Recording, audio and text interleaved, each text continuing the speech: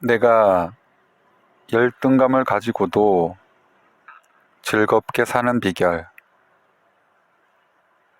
한 여자아이가 있었다. 집에 놀러온 손님들은 그 아이를 보면 농담 반 진담 반으로 그랬다. 이 집은 왜 셋째 딸이 제일 안 예뻐? 큰언니와 둘째 언니, 그리고 여동생은 얼굴도 조망만하고 하얀 피부에 눈도 큰 미인이고, 남동생은 누가 봐도 잘생겼는데, 셋째 딸인 여자아이는 자기가 봐도 그다지 예쁜 구석이 없긴 했다. 그래서 여자아이는 자기가 너무 못생겼다고 생각했고, 더 나아가 자신이 늘 부족하다고 여겼다. 그러다 보니 사람들 앞에 나서는 게 점점 두려워졌다. 사람들 앞에만 서면 자꾸 떨려서 발표도 잘 못했다. 그래서 학창시절 반장 같은 걸 해본 적이 단 한 번도 없었다. 그 여자아이는 바로 나다. 어쩌다 사람들에게 이 이야기를 하면 모두 깜짝 놀라곤 했다. 에이, 설마요. 선생님은 열등감 같은 거 전혀 없으시잖아요. 동안에 귀여우시고 발표할 때 전혀 떨지 않으시면서 무슨 말씀이세요? 하긴 내가 가진 건 미모뿐이라며 우스갯소리로 잘난 척하고 학회에서는 제법 인기 강사로 평가되니 그런 말을 할 법도 하다. 그러나 어릴 적 나는 정말로 열등감이 많았다. 인간이 살아가는데 가장 중요한 것은 사랑받는다는 사실이다. 그런데 외모를 보면 예쁜지 안 예쁜지부터 따지는 세상에서 예쁘지 않다고 평가받는 것은 여자아이에게 굉장한 수치심을 불러일으킨다. 사람들은 못생긴 나를 좋아해주지 않을 거야 라는 두려움에 떨며 사람들에게 사랑받기 위해 예쁜 짓을 하면서도 속으로는 그렇게 해야만 하는 자신을 봐주는 세상과 사람들에게 분노하게 된다. 그래서 어린 시절 아이에게 못생겼다는 말은 자존감 형성에 있어 부정적인 영향을 끼칠 수밖에 없다.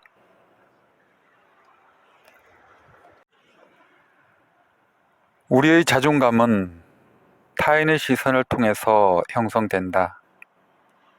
자존감이란 말 그대로 자신을 존중하는 마음인데, 자신을 존중하기 위해서는 자신이 좋아하는 사람이라는 믿음이 있어야 한다.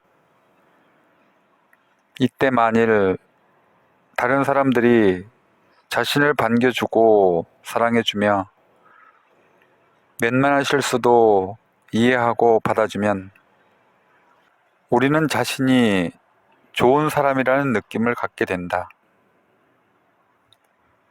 그런데 사람들이 자신을 좋아해주지 않으면 버림받을지도 모른다는 두려움에 휩싸인다.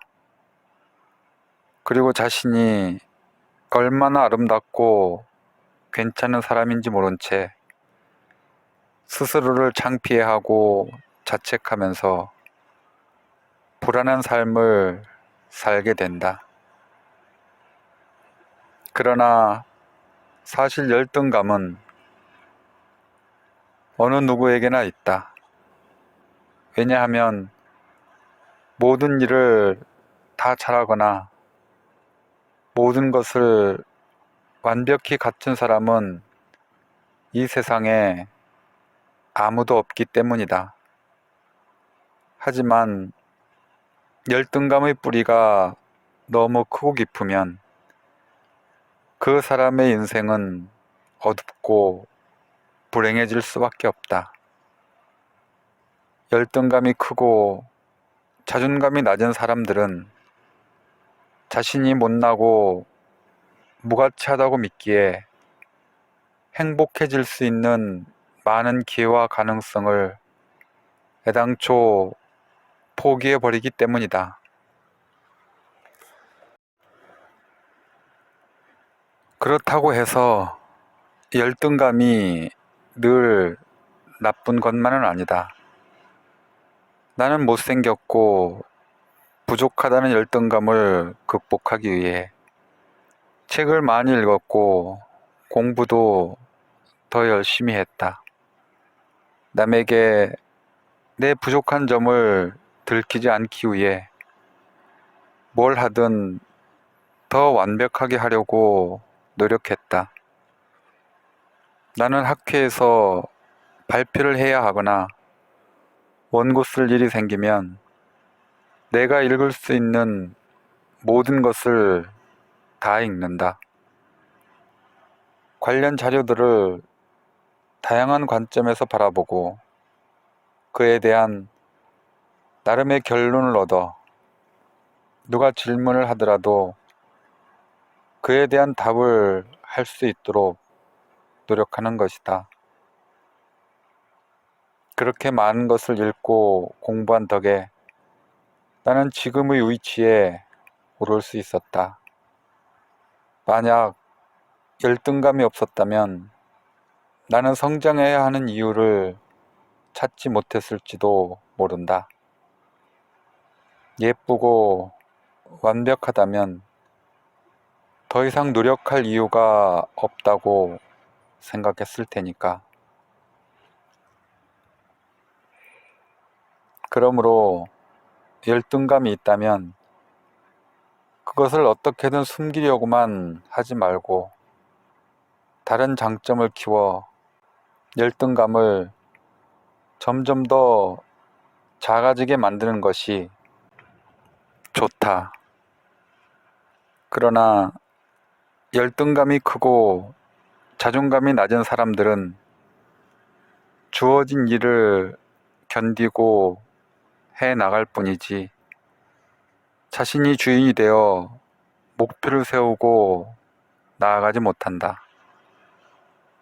자신에겐 그런 능력이 없고 해봤자 실패할 것이 뻔하다고 생각해 미리 포기해버리기 때문이다. 그리고 타인들의 공격에 무방비 상태가 되어 당하기만 한다.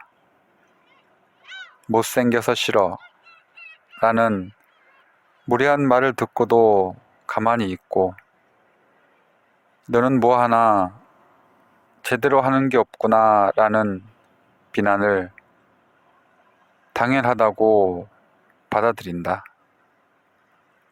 화를 내며 부당하다고 말해야 하는 상황에서조차 아무 말 못하는 것이다.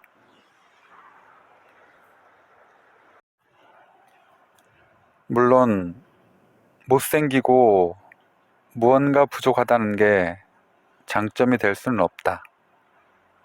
하지만 그것 때문에 자신의 존재 자체가 쓸모없다고 생각하는 것은 잘못이다. 왜냐하면 우리 주위에는 외모에 구애받지 않고 자신만의 매력으로 사람들이 관심을 끄는 이들이 분명 있기 때문이다. 또 부족한 면도 있지만 탁월한 장점으로 자신의 가치를 높이는 사람들도 있다. 즉, 외모가 좀 못하고 부족하다는 사실이 인생을 망치는 이유는 될 수 없다. 다른 사람들이 나를 못생겼고 부족하다고 말할 수 있지만 그것으로 내 존재 가치가 없어지는 것은 아니란 말이다. 그러므로 다른 사람의 시선에서 벗어나 스스로 자신을 들여다보라. 누구나 부족한 구석이 있지만 찾아보면 좋은 구석도 많다. 그런데 부족한 것만 너무 커 보이고 자꾸만 주눅이 든다면 그것은 내가 진짜로 그런 사람이어서가 아니라 다른 사람들의 시선에 얽매여 있다는 뜻이다.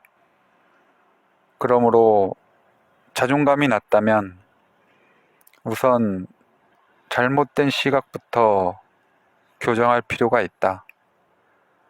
열등감이 너무 깊어 모든 것이 두렵다고 말하는 환자에게도 그렇게 이야기했다.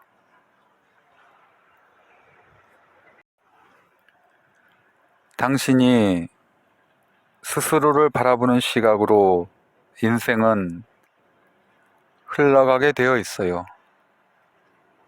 당신이 스스로를 긍정적으로 보면 인생도 그렇게 흘러가고, 당신이 스스로를 실패자로 보면 인생도 그렇게 흘러갈 거예요. 그러니까 다른 사람들이 당신을 바라보는 시각 말고 당신이 자신을 어떻게 바라볼지 그것부터 결정하세요. 스스로를 한심하고 모자라고 허둥대는 결점투성이로 바라보면 인생도 그렇게 흘러갈 것이다. 하지만 스스로를 착하고 남을 배려하고 뭐든 열심히 하는 사람이라고 바라보면 인생도 그렇게 흘러갈 것이다. 똑같은 나이인데도 내가 나를 어떻게 바라보느냐에 따라 인생이 바뀌는 것이다.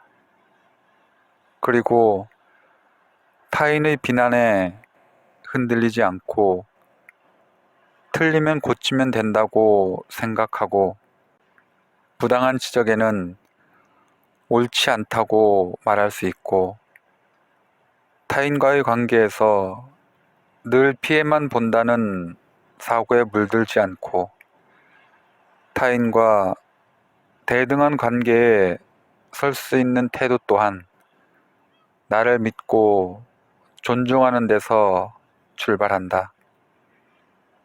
내가 나를 믿지 않는데 누가 나를 믿어줄 것이며 내가 나를 보호하지 않는데 누가 나를 보호해 주겠는가? 게다가 사랑받기 위해 다른 사람의 기대를 충족시키려고 해봐야 그 기대를 다 충족시킬 수 없을 뿐더러 결국에는 나 자신을 잃고 공허한 삶을 살게 된다.